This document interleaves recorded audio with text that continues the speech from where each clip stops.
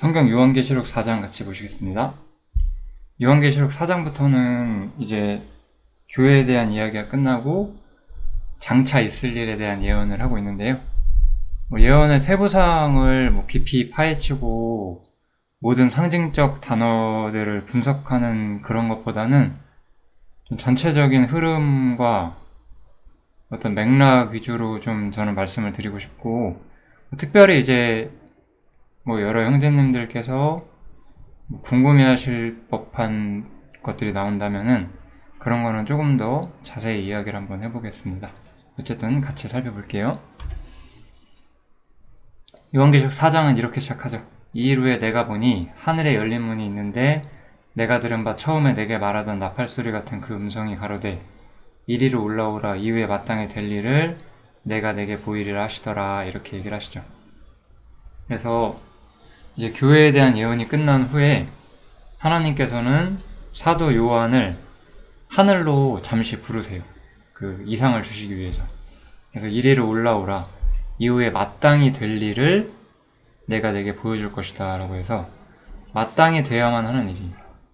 그래서 교회 역사 이후에 마땅히 이 땅에서 이루어질 일들에 대해서 하나님께서 미리 요한에게 알려주신다 라고 생각을 하시면 될 것 같습니다. 그래서 요한계시록 4장부터의 주제는 모두 다 교회 역사 이후의 일에 대한 예언이고, 우리는 지금 교회 역사 한가운데 살고 있기 때문에 아직은 일어난 일들이 아니에요. 그것을 분명히 하셔야 됩니다.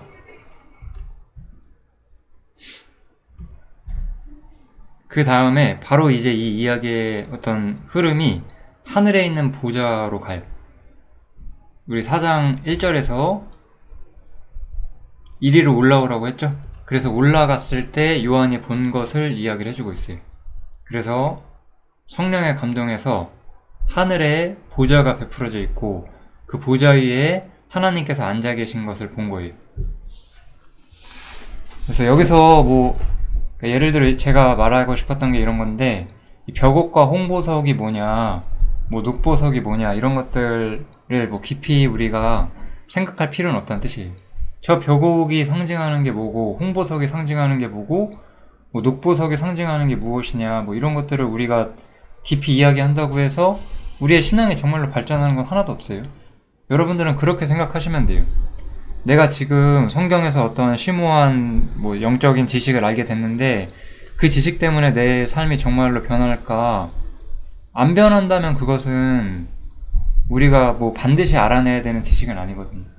그래서 우리한테 진짜 중요한 것은 항상 순종하고 자기를 부인하고 하나님의 뜻을 분별하는 이런 것들이 중요한 거지, 벽옥이 뭐네, 홍보석이 뭐네, 이런 것이 그렇게 중요한 건 아니라는 거죠.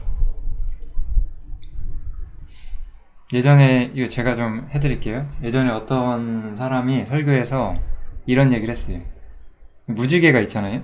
여기 보시면 무지개가 빨주노초 파란보예요. 빨주노초 파란보죠. 그래서 초록색이 가운데 있고 보라색이 끝에 있잖아요. 그래서 무지개가 이렇게 7가지 색깔로 펼쳐지는데, 여기 보면은 무지개가 있는데 이 무지개가 하나님의 보좌에 둘러져 있어요. 근데 그것이 녹보석 같다고. 녹보석이 이제 에메랄드니까 초록색이잖아요.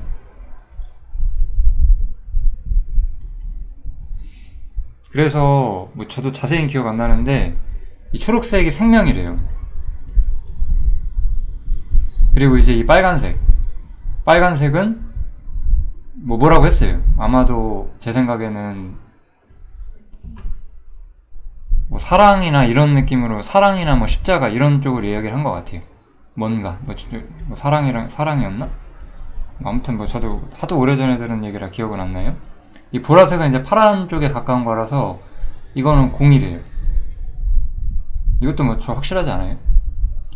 그래서 이 땅에서는 무지개가 하나님의 사랑과 어떤 공의 이런 것들을 표현하기 위해서 빨주노초 파란보로 있다가, 이 하늘의 세계에는 이제 사랑과 공의 이런 하나님의 십자가 사역이 끝나고 그 영원한 생명만 있기 때문에 초록색이다. 저는 빨간색이 사랑이고 보라색이 공이고 초록색이 생명이라는 근거를 저는 성경에서 찾지 못했어요. 이런 거예요. 이런 게 진짜 정말 쓸데없는 성경 해석법이죠. 여러분들이 정말로 기독교에 대해서 연구하고자 하시고 성경을 연구하고자 하셔서 많은 책들을 보신다면 정말 정신 나간 사람들이 너무나 많구나, 막 그 사실만을 더 많이 아시게 될 거예요. 저도 옛날엔 참 책 많이 봤는데 그래서 요새는 잘 안 봐요. 사람이 어느 정도 진리에 대한 분별이 생기고 나면은 못 읽겠더라고요. 책들이 너무 후져가지고. 뭐 아무튼 그래서 이런 말도 안 되는 어떤 접근 방식 이런 것들을 절대 쓰시면 안 돼요. 요한계시록 공부하실 때는 뭐 이런 거 절대 하시면 안 됩니다. 다만 이제 우리가 무지개에 대해서는 좀 생각해 봐야 되는데, 무지개는 심판 가운데서 어떤 그 노아 일가를 구원해 주시고 다시는 물로서 심판하지 않는다는 것을 보여주기 위한 어떤 약속이잖아요. 그래서 어떤 그 하나님께서 자신의 말씀과 약속을 언제나 성취하시는 그런 분으로서의 모습이 나타나지 않나, 이 정도는 제가 생각해 볼 수가 있을 것 같아요. 뭐 아무튼 이것은 하늘에 있는 보좌가 묘사되어 있고, 우리가 정말 그 보좌에 가보지 않는 이상 그 보좌가 어떤 모습인지 우리는 상상하기가 너무 힘들죠. 이 성도, 이 보좌 옆에 성도의 어떤 상징으로서 24개의 보좌들이 있고, 이 24의 보좌 앞에, 보좌 위에 24 장로들이 앉아 있어요. 이 24 장로들은 흰 옷과 금면류관을 쓰고 있어요. 여기 보시면 이 사람들은 흰 옷과 금면류관을 쓰고 있죠. 요한계시록 3장 라오디게아 교회 할 때도 이 이야기를 말씀을 드렸던 것 같아요. 금은 하나님의 영광 혹은 하나님의 의를 상징하는 게 당연하거든요. 흰옷은 성도가 의로운 행실을 하는 걸 상징을 하죠. 그래서 이 24장로들은 천사들이나 어떤 하늘에 있는 영적 존재가 아닌 것은 분명해요.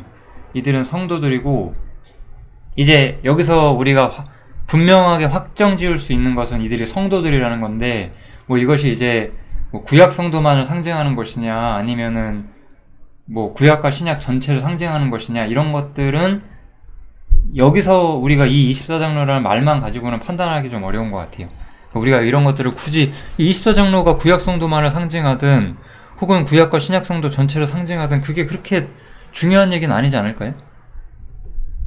그런 거거든요. 우리가 요한계시록을 읽을 때 필요한 어떤 자세는 저 24장로가 정확히 누구냐, 그것을 우리가 아는 게 그렇게 중요하지 않다는 뜻이에요.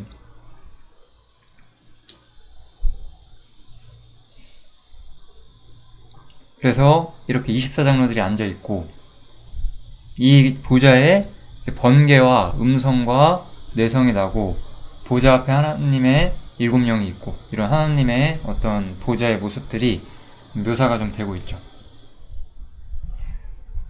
여기서 이제 우리가 조금 더 이 보좌에 대해 자세히 좀 살펴봐야 돼요. 왜냐면 이 번개와 음성과 내성이 있다는 것, 이런 건 이제 사실은 어린 양이신 어떤 신랑과 신부로서 주님을 대하는 그러한 교회의 어떤 간증이 아니죠. 이런 건 사실 전부 다 구약 성도들의 간증이고, 이 번개 음성과 내성을 보면 우리가 출애굽기가 좀 생각이 나죠. 출애굽기 19장에 그 율법을 주시는 하나님, 그 모습이 좀 생각이 나는 것 같아요. 그 다음에 이제 보좌 옆에 네 생물에 대한 모습이 나와요.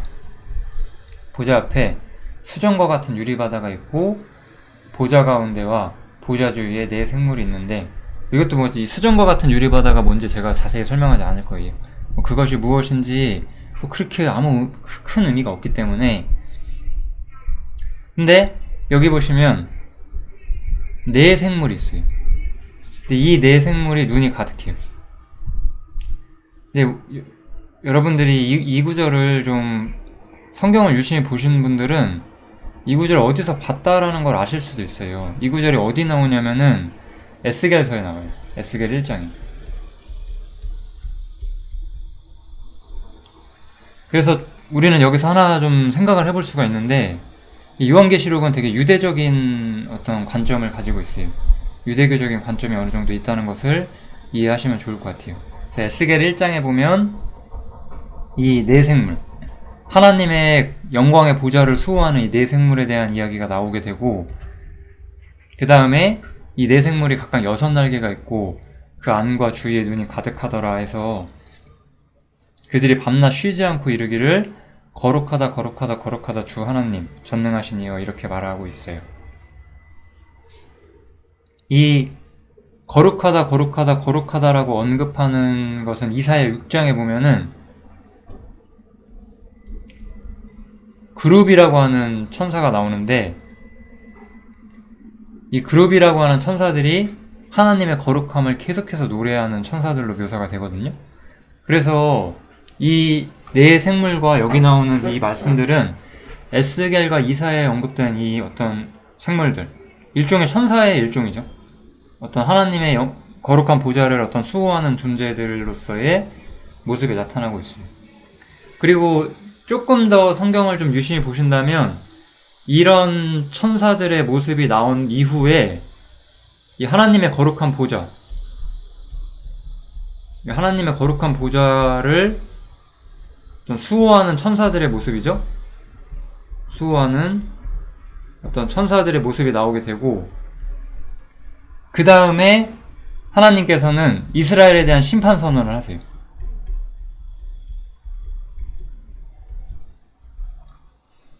그리고 이 심판에 대한 이야기를 이제 이 하나님의 선지자들, 이 선지자들에게 주셔서 이들에게 전파라라고 이야기를 하거든요. 이게 구약 성경에서 에스겔과 이사야에서 볼 수 있는 이 어떤 우리가 상상하기 힘든 모습, 아주 독특하게 생긴 이 존재들이 하는 일이었어요. 이들은 하나님의 거룩한 보좌를 수호했고, 사람은 그러한 거룩성을 떠났고 하나님을 떠났잖아요. 그렇기 때문에 하나님께서 세상을 심판하신다는 이야기를 하고 있고, 그것을 선지자에게 보내고 선지자는 그 이야기를 전파하죠. 저는 여기서 이 이야기를 하는 건 너무나 분명한 의도가 있다고 생각을 해요. 왜냐하면 이제 거룩한 보좌와 수호하는 천사들이 나오게 되면 심판 선언이 일어나게 돼요. 그래서 이 요한계시록은 심판에 대한 예언의 책이죠.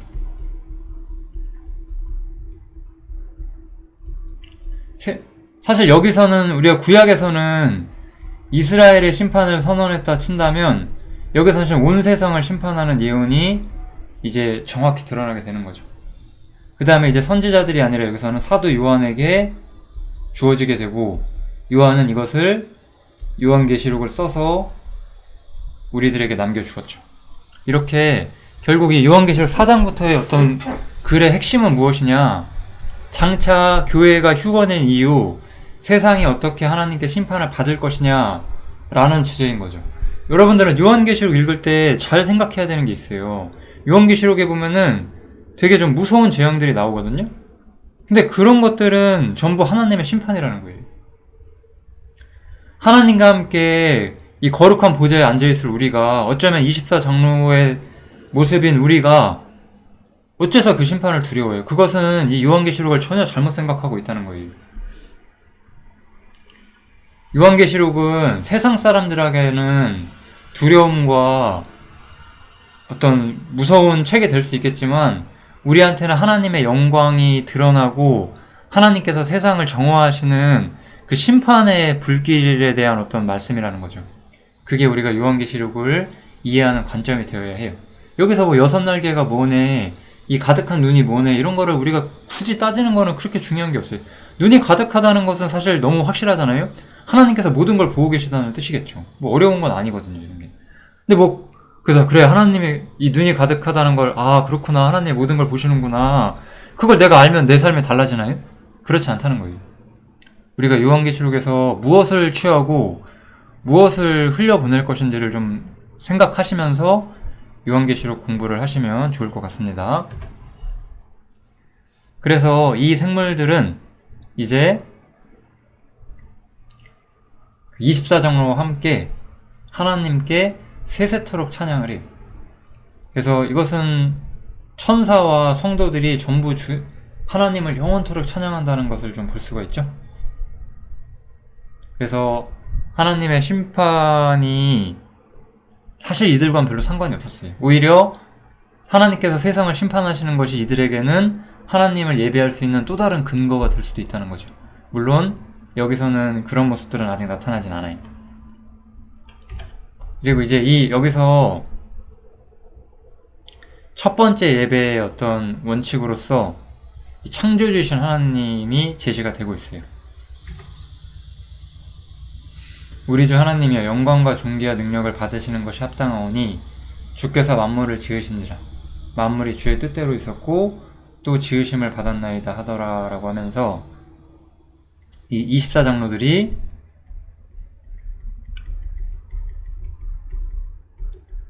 어떤 하나님의 창조주의심을 노래하고 있죠.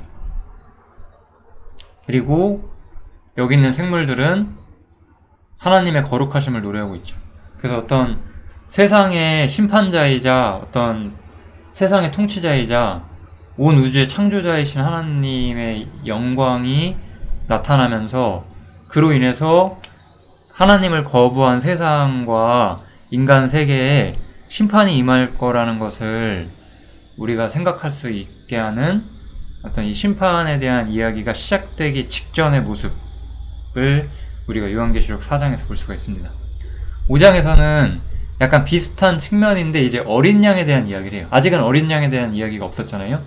우리 예수 그리스도에 대한 이야기가 없었는데 5장에서는 어린 양에 대한 이야기를 하고 그 이후부터 본격적인 심판의 흐름들이 나타나기 시작을 합니다.